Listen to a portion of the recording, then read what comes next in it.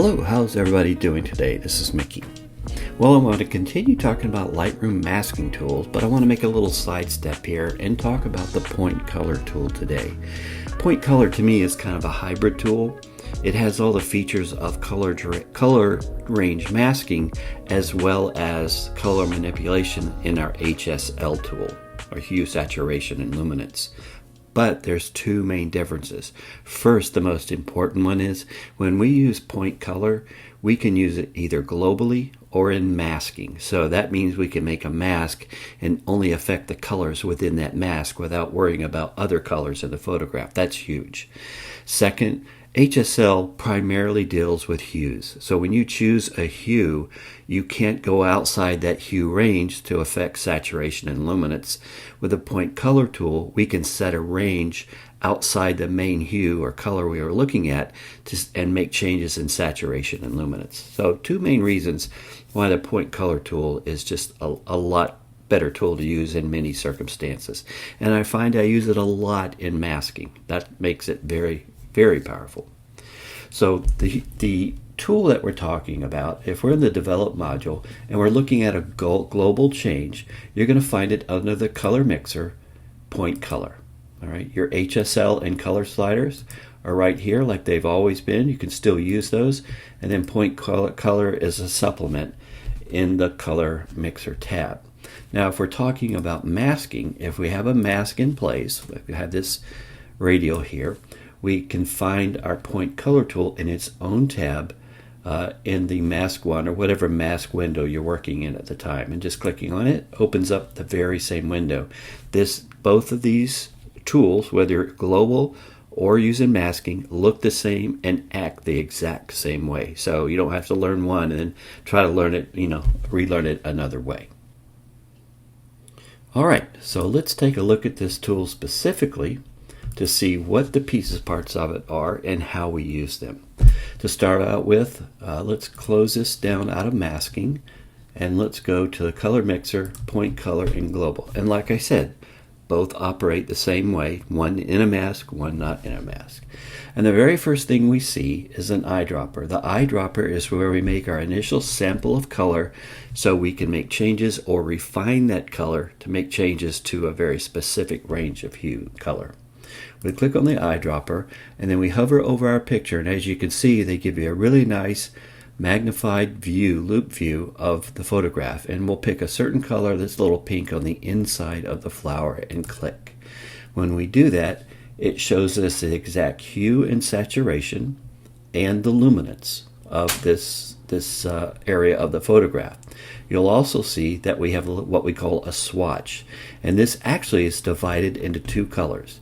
The top half is the color we selected, and if we make any changes, it'll show you the color that is now in effect.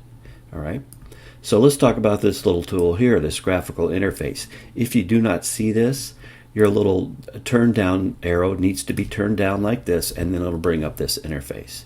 And what it's showing us here is hue and saturation and luminance in a graphical form. You also have the very same thing down below with the hue, saturation, and luminance slider. So whether we grab the hue slider and move this, it works the same way. If I come up here to this bubble and grab it and move it left and right, that changes the hue. Now you notice I can go anywhere, so I'm changing hue and saturation at the same time.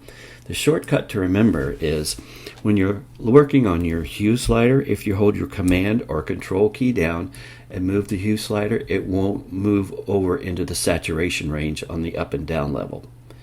Now if we're dealing with saturation, of course we can use the slider, and that moves us up and down saturation. If we hold our shift key down, we can move the saturation slider without changing the hue. And of course, if you want to change the luminance, all you have to do is grab this slider, darken it or lighten it for your luminance. Now the little dot that you see, that was your starting point. When we clicked on the flower, this is the value for hue, saturation, and luminance that it establishes before we make any changes and help us specify a certain color that we're looking for. All right. The swatch up here, you can have up to 8 different swatches. So if I want to sample a green, I can click on this and I get a green swatch. If I want to sample a blue color, because we have some blue back here, so each one is independent of the other. We can have up to 8 swatches to work with. If you want to get rid of one of them, you're not going to use it, you can right click on it and hit delete swatch, or you could right click and delete all swatches and it'll start over as if you'd never made any selections at all. So let's go back and make a selection of that flower again. It establishes the color that we want to work for, or work towards narrowing down. Now if this picture, let's say we just wanted to affect the inside of this flower and not so much the stamen, and you notice the stamen is a lot darker, has a lot more color to it. If we make changes now, we're going to affect everything in that flower because we haven't narrowed down the color. So it's hitting this whole range of colors that we see in this graphical interface. So now we need to narrow down the color so that we're only affecting this color right here that was represented by this dot. We want to make sure that we don't affect anything but that color, that hue, saturation, and that luminance. And that's where we see the bottom half of this tool. Now let me switch to another color tool here. This is our color wheel. And I'm going to show you how we can use this filter to make a very specific selection. And I'm going to get kind of tricky here. If I choose blue, there's not a lot of colors like it, but let's choose this orange because we have a lot of reds and yellows in here, and it'll show us how we can use this tool a little better. So I'm going to grab my eyedropper and I'm going to sample this color right here, this orange. And you can see it's showing us where it falls within the whole range in this photograph. Now if I change the hue now, you can see it's changing all those colors that are in this range here. The core color represented by the dot gets the most change, but all the other colors similar get changed too, and we don't want that. We just want this slice of the pie. We want this orange to be the color that we want to change. The first tool that we have is to click on this little box option here called Visualize Range. When we click on that, it takes away all the color that don't meet the current selection. All right, so if it's black and white or gray, that means it is not selected and no effects will be applied. So if I make my hue change, you notice the only thing that's changing is where the color is represented. The black and white, no color.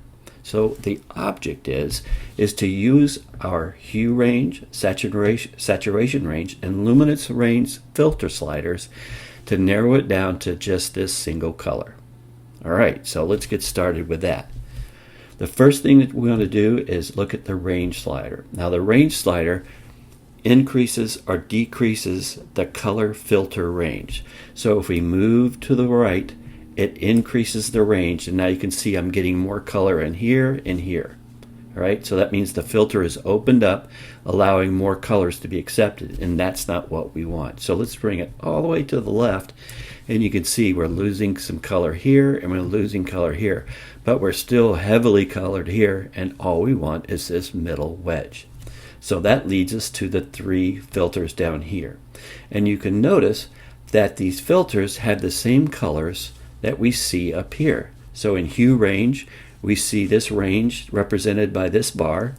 For the saturation range, we see that represented by this bar, and by luminance, it's represented by this bar. The object of this game is to make these settings equal this color, all right, or get it as close as you can. So let's look at these ranges.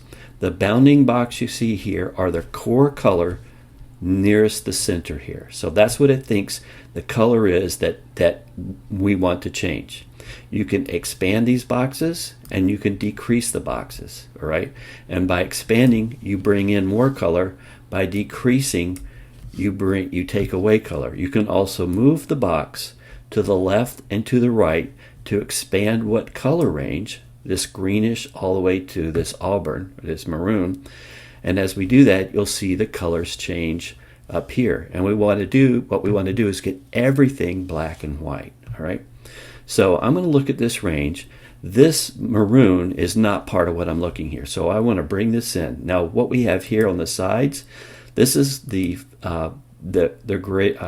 gradient, All right, so it's a hard stop on our core colors, and then it feathers out depending on what color range you're looking for. So we're not looking for this color range. I'm going to bring it all the way in, and as I do, you see we've lost this color, which is what we're looking for. We're trying to get rid of all colors but that orange. So in hues, we got rid of this. Now this right here represents colors on this side. So let's bring this range in. And we can even narrow our core range. And when we do that, see that? We're losing the colors. We're getting down to about where we want. And if I bring my filter in, my gradient in, it finishes it up.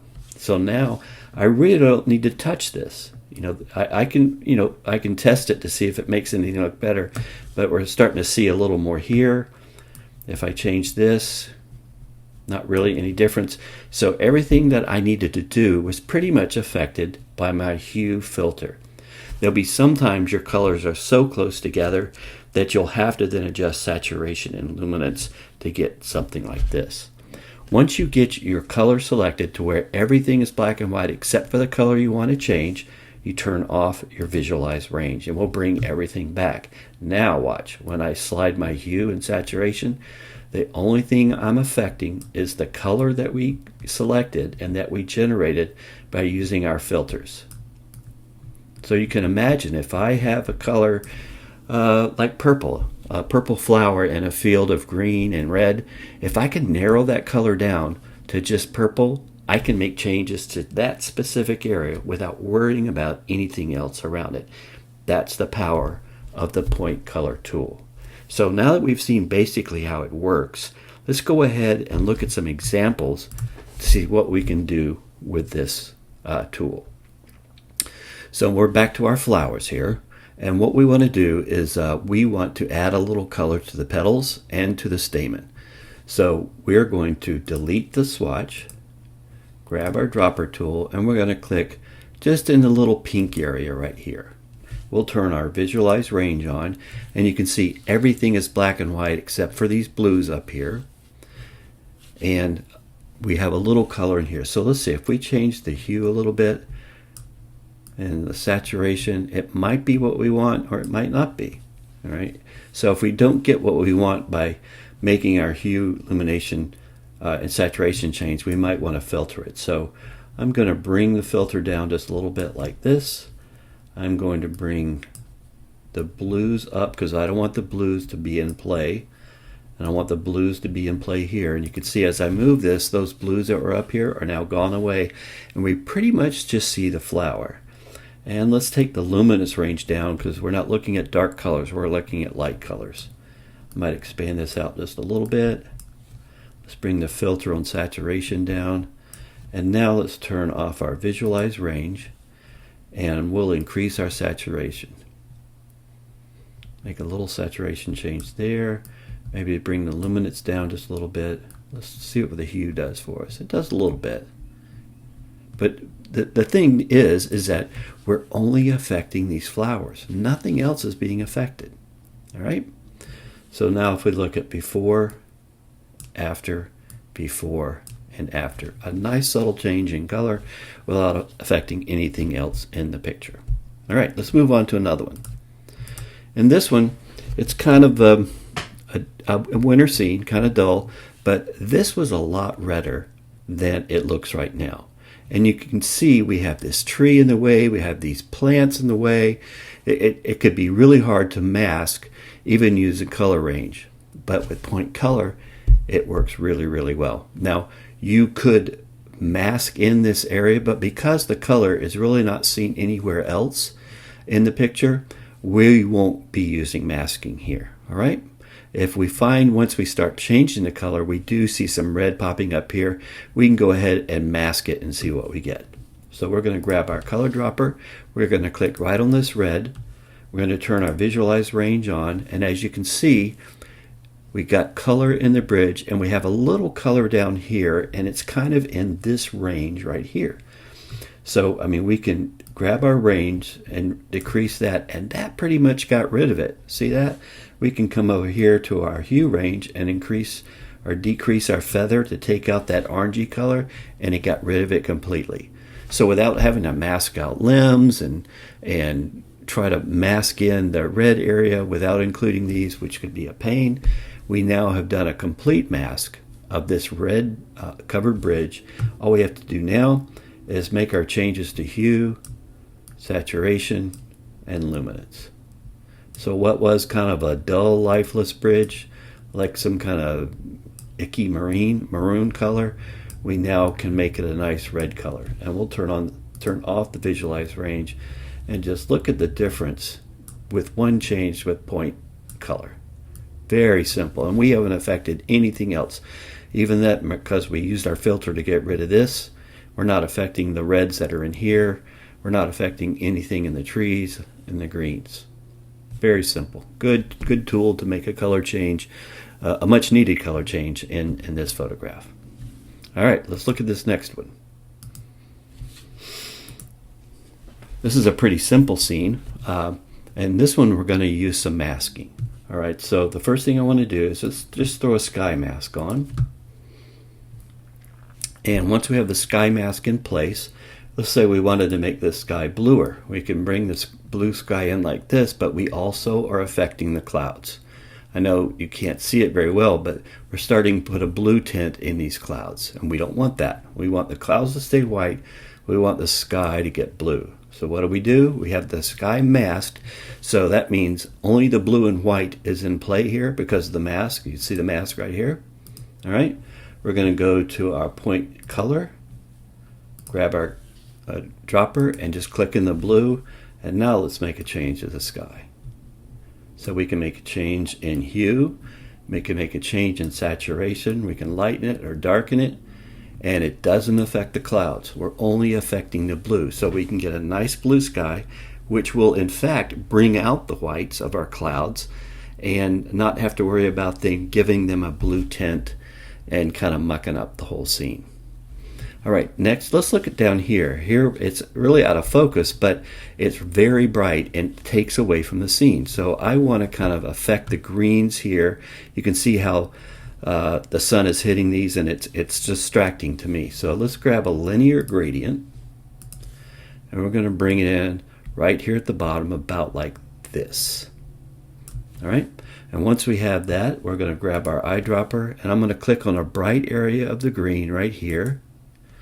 We can turn on our visualize range, and we can see we've pretty much taken out the dirt. If we wanted to take out more, I can just move this filter in, and it makes the dirt black and white, which means it's not going to be affected. So now all we're affecting is the greens.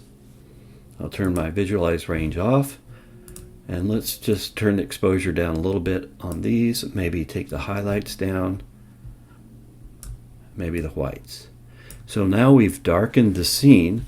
We've pretty much left the dirt around. We didn't change the color of our soil, which gives it a little better look. So if we look at this now, off, on, off, on.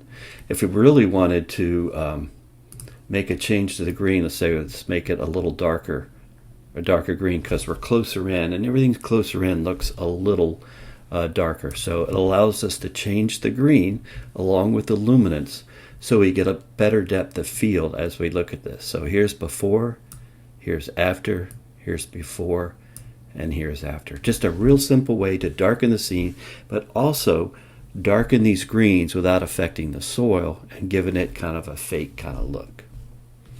All right, here's the last one. And this one is kind of special that you can do with point color. This is, I spent a lot of time in Alaska. I know how this feels, but you're out in the cold and your face and nose gets numb and your cheeks get red and your nose gets red. And we want to take that away from this lady's face because she has a nice fair complexion, and that's what we want to present in this picture.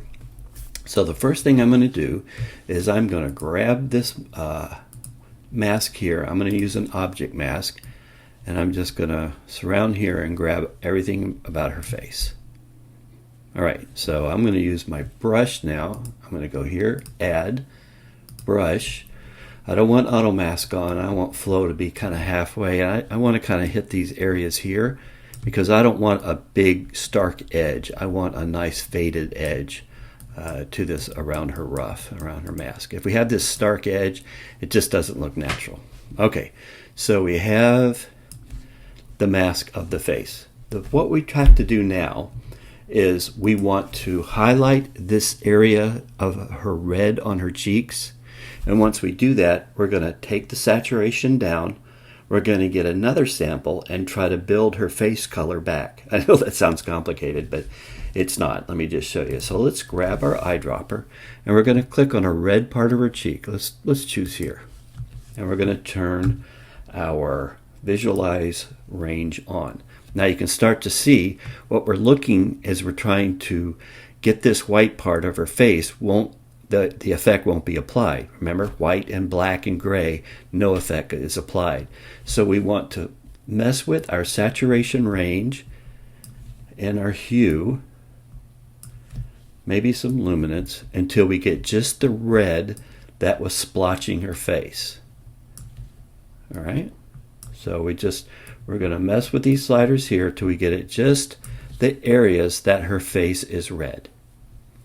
Once we get that, and that looks pretty good. Let me turn visualize range off and on. That looks about right, because these areas of her face are her natural color. Now what we want to do is decrease the saturation, and let's turn our visualize range off now. We're going to decrease the saturation till we take those reds out of her skin. All right, and I realize we're hitting the lips too, but we can take care of that individually.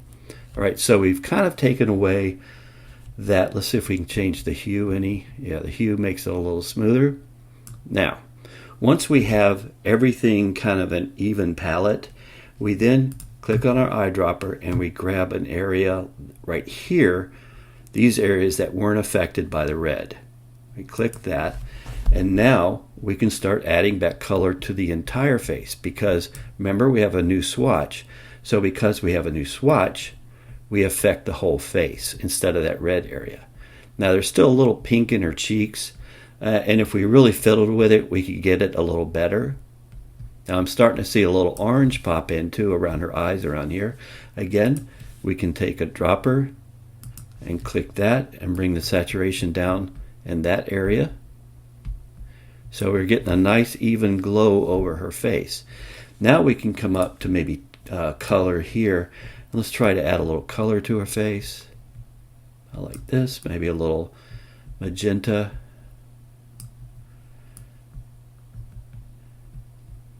You can actually go to curves, go to our blues, and we'll grab and drag down a little bit, which will add a little more color to her face. Look at her reds and see if we can bring a little pink in there. We might also go to effects, and we'll bring the texture down, which softens her face a little bit. And then it's just playing with your colors. We'll turn up the saturation a little bit, take the yellows down, and then we start getting the look that we want in her face. And all we're doing now is just between curves and point color, where we can add maybe some more yellow in, about like this, maybe increase the saturation a little bit, and we're getting a more even look of color in her face. All right, so now that we have like an even look, because this is what we were looking at before, we had this, and now we have this. And granted, it's a little paler, but if we spend a little more time with the color, we could probably get a little better. I mean, you could add another swatch, put it like on the tip of her nose, and see if we can bring some color in this way. Add a little pink to her face. Go back to our curves, our blue, and see if we can bring the yellows in a little more. Something like that. Then we can go to another mask, and we'll say select people, and we'll choose person 1. And we want her lips, and we'll say her eye sclera. Create the mask. And we'll go to her sclera, which is this one right here. And we'll bring the whites up a little bit, and we'll go to color and bring the saturation down to take that pink out. maybe add a little white, about like that. And then we can go to her lips, add a little magenta. We can maybe add a little saturation. You can change the hue if you want her to have a little different lip color, about like that. So this is what we started out with, and this is where we are. And like I said, we're going through this real quick, so it's not the final one that I would probably stick with, but I just wanted to show you that using the point color tool, we can identify the problem areas, we desaturate them, then we choose another swatch, and choosing another swatch is where we add more color. And then we just supplement that with a mask for the lips and the eyes and finish up the picture. So before, after, before, and after.